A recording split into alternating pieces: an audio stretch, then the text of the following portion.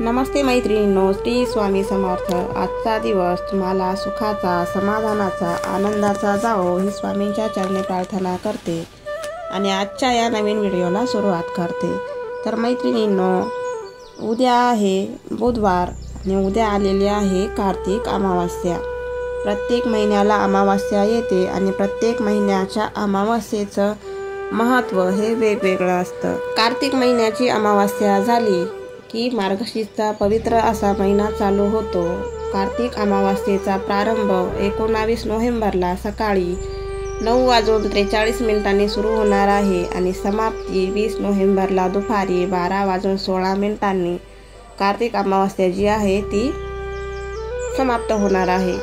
उदय तिथीनुसार 20 नोव्हेंबरला म्हणजेच गुरुवारी अमावास्या आहे। गुरुवारीच आपल्याला स्नान, दान, तर्पण हे करायचे आहेत आणि गुरुवारच्या दिवशी किंवा बुधवारी सुद्धा तुम्हाला ज्याही अमावास्याच्या सेवा किंवा उपाय करायचे असतील तर ते तुम्ही बुधवार आणि गुरुवार अशा दोन्हीही दिवशी करू शकतात। दिवाळीच्या अमावास्येला म्हणजेच आषाढी अमावास्येला जितकं महत्त्व आहे तितकंच महत्त्व कार्तिक अमावास्येला सुद्धा आहे। कार्तिक अमावास्या ही आपल्या पूर्वजांना समर्पित असते। असे म्हटले जाते की कार्तिक अमावास्येच्या दिवशी पूर्वज जे असतात आपले ते पृथ्वी लोकातून पृथ्वीवर येतात आणि त्यांच्या कुटुंबातील सदस्यांच्या घरी येतात। म्हणून या दिवशी श्राद्ध, तर्पण, पिंडदान केल्याने पूर्वजांच्या आत्म्याला शांती मिळते। ज्यांच्या कुंडलीत पितृदोष आहेत त्यांनी या अमावास्येच्या दिवशी त्यांच्या पूर्वजांच्या संबंधी काही उपाय आणि सेवा या दिवशी करून पूर्वजांचा आशीर्वाद आपण प्राप्त करून घ्यायचा असतो। या कार्तिक अमावास्येला कुलदेवीची सुद्धा पूजा केली जाते असं शास्त्रामध्ये सांगितलेलं आहे। अमावास्या तिथी ही माता लक्ष्मी आणि भगवान विष्णू यांना समर्पित असते, त्यामुळे या अमावास्येच्या दिवशी त्यांची देखील पूजा केली जाते। अमावास्या तिथी ही धार्मिकदृष्ट्या अत्यंत महत्त्वाची असून या दिवशी काही सेवा आणि उपाय सुद्धा केले जातात। तर चला आजची ही सेवा कशी करायची, आपल्याला पितरांसाठी जो दिवा लावायचा आहे तो कसा लावायचा, कसा बनवायचा, कोणत्या वेळेत लावायचा याबद्दलची संपूर्ण माहिती मी आज या व्हिडिओमध्ये सांगणार आहे। तरी व्हिडिओ स्किप न करता शेवटपर्यंत नक्की बघा।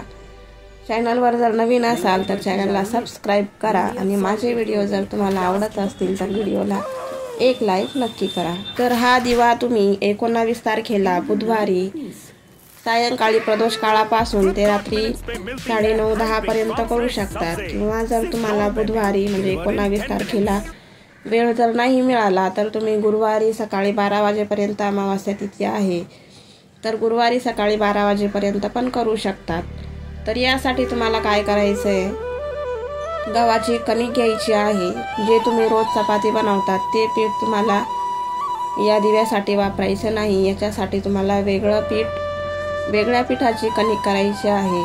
कारण की हा दिवा आपण पितरांसाठी बनवणार आहोत, त्यामुळे थोडीशी कणिक घ्यायची, त्याच्यामध्ये तुम्हाला मीठ घालायचं नाही आहे, चिमूटभर हळद घालायची आणि या पिठाची कणिक करून घ्यायची। या पिठापासून तुम्हाला 2 दिवे बनवायचे आहेत। 2 दिवे बनवून झाल्यानंतर त्याच्यामध्ये दुहेरी वात घालायची, दोघंही दिव्यांमध्ये दुहेरी वात घालायची। मोहरीचं तेल घालायचं आहे याच्यामध्ये। जर तुमच्याकडे मोहरीचं तेल नसेल तर तिळीचं तेल वापरलं तरी चालेल। मोहरीचं तेल घालायचं आहे।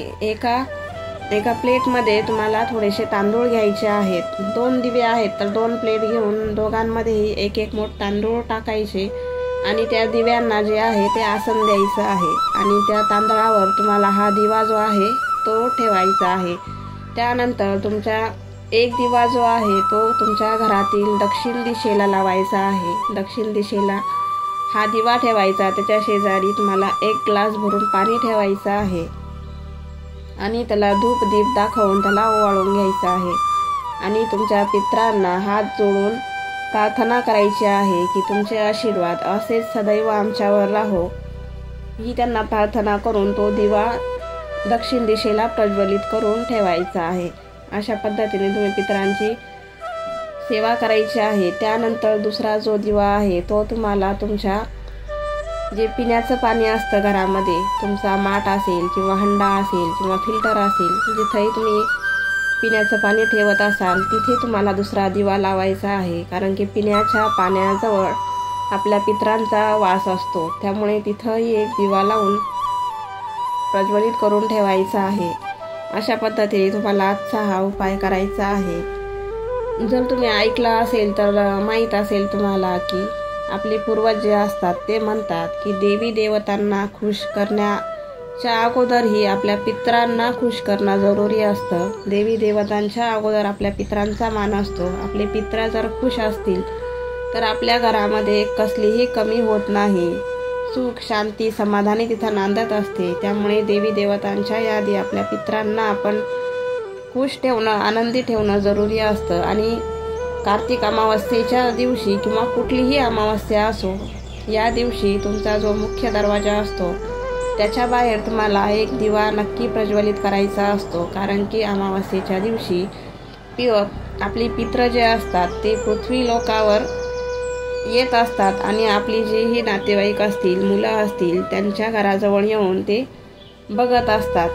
त्यांचा जो जीव असतो तो आपल्या कुटुंबियांवर अटकलेला असतो. त्यामुळे आपल्या घराजवळ ते फिरत असतात. त्यामुळे आपल्या घराबाहेर जर दिवा बघितला तर ते खुश होतात आणि आपल्या घराला ते भरभरून आशीर्वाद देत असतात. त्यामुळे अमावस्येच्या दिवशी तरी कमीत कमी मुख्य दरवाजाच्या बाहेर एक दिवा तुम्हाला प्रज्वलित करून ठेवायचा आहे आणि एका छोट्या तांब्यामध्ये किंवा ग्लासमध्ये पाणी भरून ठेवायचं आहे आपल्या पितरांसाठी. तर मैत्रिणींनो, आज असा होता माझा आजचा व्हिडिओ आवडला असेल तर व्हिडिओला एक लाईक नक्की करा आणि चॅनलवर जर नवीन आले असाल तर सबस्क्राईब केल्याशिवाय जाऊ नका. धन्यवाद.